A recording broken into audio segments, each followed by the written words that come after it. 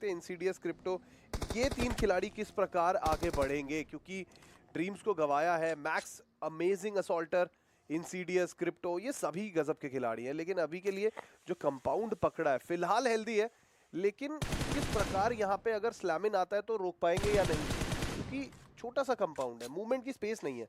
Trebles का इस्तेमाल करेंगे अगर सामने वाली टीम तो बहुत मुश्किल हो जाएगा।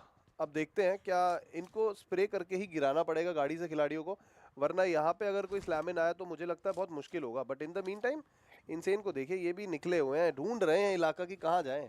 जी हाँ, आसपास के पहले देखिए इन्फॉर्मेशन निकालना बहुत ज़रूरी है और उनको अंदाज़ा लग रहा है कि अगर एक टीम के लिए इस तरह से ओपन में रुक गए तो खतरे से खाली नहीं है, क्योंकि हमने कहा है कि स्टेज 3 स्टेज 4 के बाद तो टीम्स इतने आसपास आपको नज़र आ जाएगी कि फिर आपके ऊपर खतरा मंडराता नजर आएगा थर्ड पार्टी का, तो इसलिए वो रिस्क लेना ही क्यों।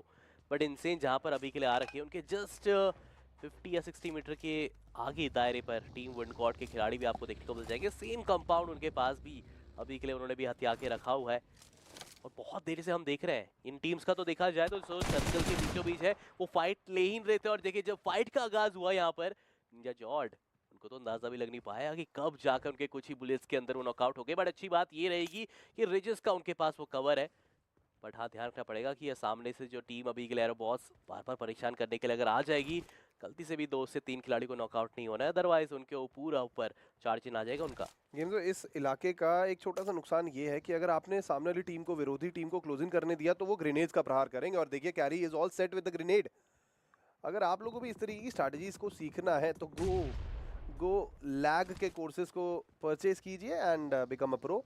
बट फिलहाल के लिए गॉड्स रेन की बात करें तो निंजा जॉर्ड का रिवाइवल हो चुका है, carry has closed in now and I believe Justin को अंदाज़ा आ चुका है कि अब ये ग्रेनेड लेंथ पे आ चुके हैं खिलाड़ी।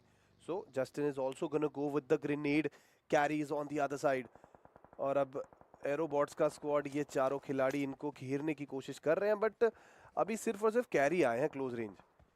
ग्रेनेड लेंथ पे सिर्फ कैरी आए थे और बचे हुए 2 खिलाड़ी थोड़ा सा पीछे हैं, स्मोकी एंड फाउल, ये दोनों प्लेयर्स थोड़ा सा डिस्टेंस में है। इसीलिए अभी गॉड्सरेन ने डिसाइड किया कि थोड़ा डिस्टेंस मेंटेन कर लेते हैं। टनल का एरिया ये पकड़ना फिलहाल के लिए तो ठीक है, लेकिन अगर इनके ऊपर सर्कल बनता है तो मौका बन सकता है यहाँ से बहुत सारे फिनिशेस उठाने का, क्योंकि आसपास खुले एरिया में गेम्स हो, छोटे छोटे कवर हैं, इतने ज़्यादा कंपाउंड नहीं है, तो उन कवर के पीछे खिलाड़ी ऑलरेडी लड़ रहे होंगे, तो ये यहाँ से फ्रैग्स उठा सकते हैं। ये तो रहेगा ही रहेगा, लेकिन कैरी आप देखिए कितना पहले दूरी पर थे, अब कितने नजदीक आ चुके हैं। निंजा जॉर्ड को पता है कि ऑलरेडी एक बार वो नॉकआउट खा चुके, तो बार बार नॉकआउट होने का मतलब वो ब्लीडिंग रेट कुछ ज़्यादा इजाफा देखने को मिल जाएगा। लेकिन दूसरी तरफ आइको तमिलाज, उनके भी खिलाड़ी अगर देखा जाए तो अभी भी वो भी फर्स्ट एड किट को लूटने की कोशिश करते हुए हेस्परस फाइनली आ चुके हैं। बट क्या उनकी मुलाकात उस खिलाड़ी से होगी, क्या मेंटी के साथ उनकी मुलाकात होगी? अगर होती है तो कोई ना कोई एक खिलाड़ी तो डाउन होगा और उसकी पेटी यानी उसके क्रेट लूट कर थोड़े बहुत फर्स्ट एड किट हासिल किए जा सकते हैं। लग रहा है ये मिलन बहुत जल्दी हमें देखने को मिलने वाला है इनसे। हो सकता है हेस्परस इस तरीके से आगे बढ़ रहे हैं, बट फिलहाल के लिए गॉड्स रेन के निंजा जॉर्ड एसबीए के आर्यन को डाउन करेंगे, लेकिन शायान के द्वारा वो कवर फायर आया, तुरंत रिटालिएशन आया, डेल्टा बीजी को डाउन किया गया। निंजा जॉर्ड को वो पहला फ्रैग मिलता हुआ। सिंसिनाटी किड्स के आदित्य, माइटी एंड जूसी, ये दोनों खिलाड़ी भी आ चुके हैं। और अब देखिए रिच ई स्पोर्ट्स भी आती हुई, क्लोज रेंज बैटल हो सकती है बहुत सारी टीम्स की। निंजा जॉर्ज ग्रेनेड है और ये देखिए जस्टिन का बेहतरीन स्प्रे, करण को उतारा, तुरंत फिनिश कर दिया है, समय नहीं लगाया। उस पॉइंट पे से बच पाना तो मुश्किल ही था, लेकिन वीएक्सटी के सोमराज वाइल्ड फैंग्स के स्काउट को डाउन करेंगे। एम गॉड के द्वारा रिच ई स्पोर्ट्स के ऊपर एक अच्छा खासा प्रहार किया जा रहा है, ग्रेनेड्स का प्रदर्शन देखने को मिलता हुआ।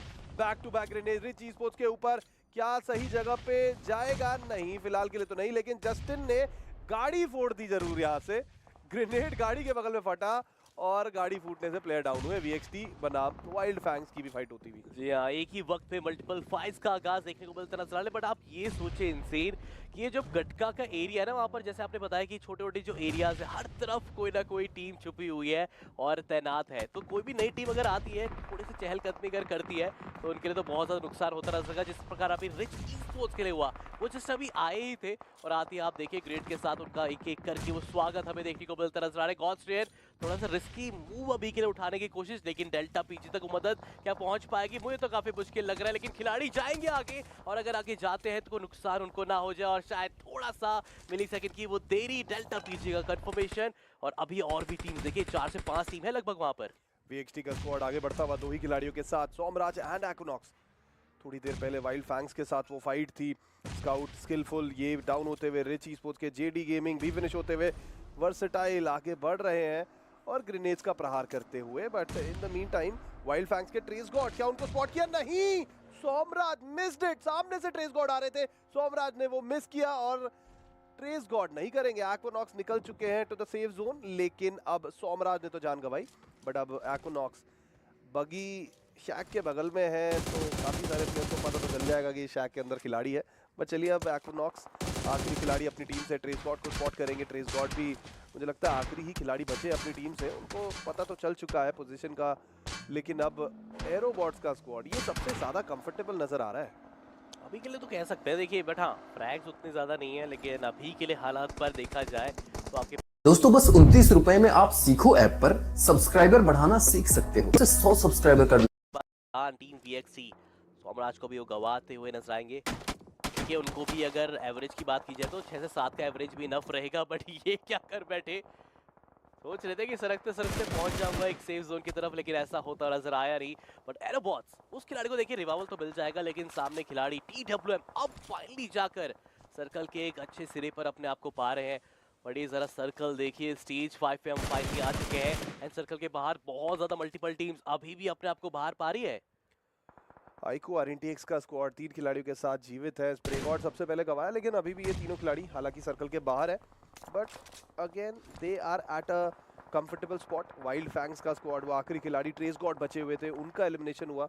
एरोबॉट चारों खिलाड़ियों के साथ धीरे धीरे आगे बढ़ रहे हैं। TWM के नज़दीक ग्रेनेड डिस्टेंस पे है खिलाड़ी, लेकिन यहाँ से इनको एक अच्छा खासा विजन मिल रहा है फील्ड का, और ओवेन के द्वारा क्रिप्टो को डाउन किया गया।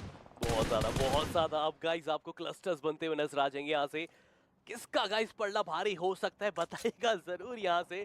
बट FS ई-स्पोर्ट्स उनका वापस से मुझे लग रहा है कि उम्मीद अब बस्ती होती नजर आ रही है। अब बचे हुए 5 मुकाबलों में कैसे वो टॉप 8 आएंगे, ये तो एक बड़ा सवाल रहेगा। लेकिन दूसरी तरफ टीम्स इतनी हद तक देखिए प्रोन हो रखे हैं, सहनॉक की मुझे लग रहा है कमी पेशी नहीं होने देंगे, क्योंकि हर कोई अभी के लिए स्नेक मोड गेम प्ले खेलता नजर आ रहा है। एरोबॉट्स को बस ये है कि बस वो प्रे कर रहे हैं कुछ भी करके अगला सर्कल का श्रिंकिंग भी उनके पक्ष में रहे, क्योंकि अच्छे खासे वो रिच के कवर उनको बार बार मिल रहे हैं। बट पीछे स्थान पर अगर आप देखेंगे इनसे कितनी टीम्स है आपको नजर आ रही है, अभी भी उनके जस्ट बिहाइंड आपको देखने को मिल जाएंगे, जो बैकलाइंस अभी तक क्लियर की नहीं गई है। लेकिन दूसरी तरफ विंड गॉड की तरफ से एक और यहाँ पर नॉकआउट देखने को मिलता नजर इन्फिनिटी की तरफ से।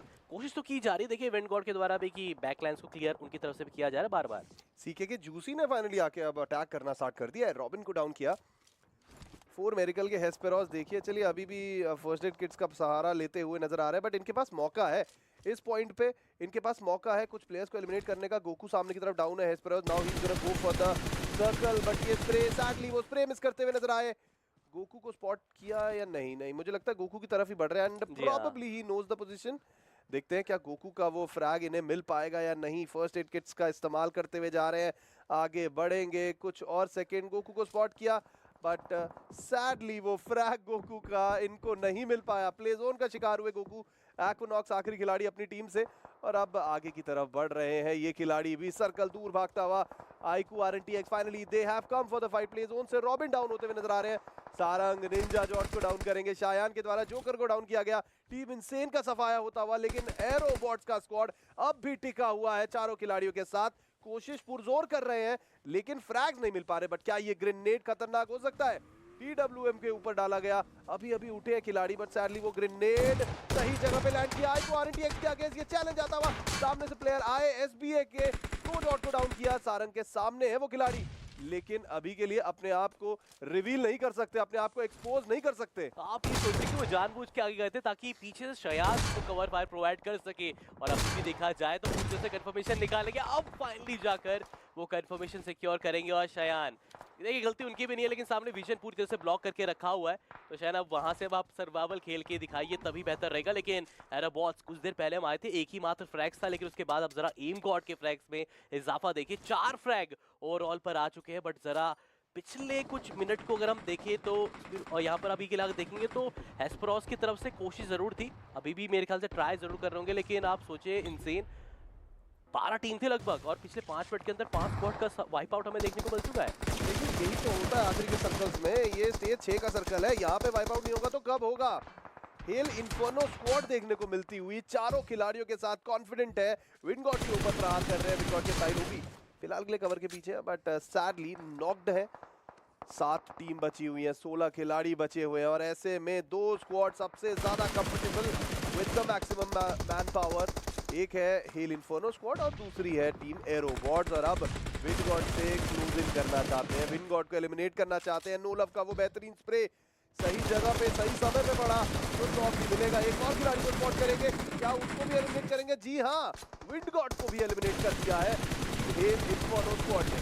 बट आप सोच रहे हैं कितने ज्यादा यहाँ पर एक साथ साथ के साथ सिर्फ 4 की स्क्वाड यहाँ पर बची हुई है। हेल ई स्पोर्ट्स एक बढ़िया मौका है एक बड़े स्तर का गेम प्ले निकालने का, यही वो वक्त है, अगर आपने निकाल दिया तो बहुत बड़े रहेगा। लेकिन दूसरी तरफ से आईक्यू आरएनटीएक्स सफिशिएंट नहीं रहने वाले। देखिए बेशक उन्होंने अपने आप को टॉप 3 तक लेकर आ गया, लेकिन अभी भी अंकों की दरकार बहुत ज्यादा रहने वाली है। बट यहाँ से हेल कितने अंक लेके जाती है ये तो हमें पता चल पाएगा, लेकिन मुझे लग रहा है कि इस मुकाबले के बाद डेफिनेटली ये टीम हमें हो सकती है अर्धशतक के नजदीक पहुंचने के लिए। बट एरोबॉस की अगर चर्चा की जाए 22 अंक थे, 6 लगभग तो उनके फ्रैग्स आ चुके हैं, तो लग रहा है कि 30 के ऊपर तो चली जाएंगे।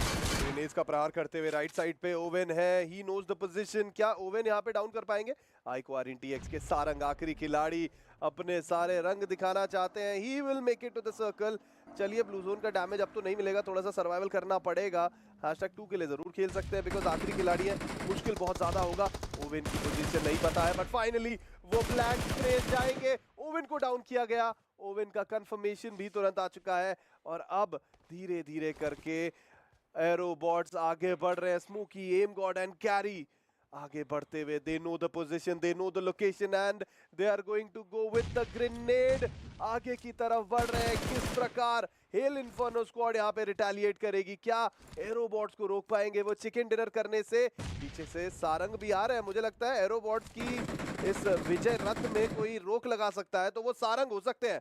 सारंग पीछे से स्प्रे करके 1-2 प्लेयर्स को डाउन कर सकते हैं, बट देखते हैं सारंग चौकन्ने हैं and he is going to go with the grenade. Sarang का ग्रेनेड कैरी को करेगा डाउन, जो मैं कह रहा था वो हो रहा है। जी हाँ, और मुझे तो लग रहा है कि इसका नुकसान पूरी तरीके से यहाँ से टीम एरोबॉस को बनता नजर आएगा। एक और नॉकआउट आया, बट ये नो लव की तरफ से, यानी टीम इन्फर्नो स्क्वाड उनको पता है कि चार्ज इन करने की देरी ना हो जाए। सारंग को पता है कि अब प्रोन होकर वहां तक पहुंचना काफी मुश्किल टास्क रहेगा। अब एटलीस्ट खड़े तो हो सकते हैं, बट फिर भी ये खिलाड़ी एक मात्र एचपी के साथ अपने आप को लेकर आ चुका है उस टॉप 2 की दहलीज पर।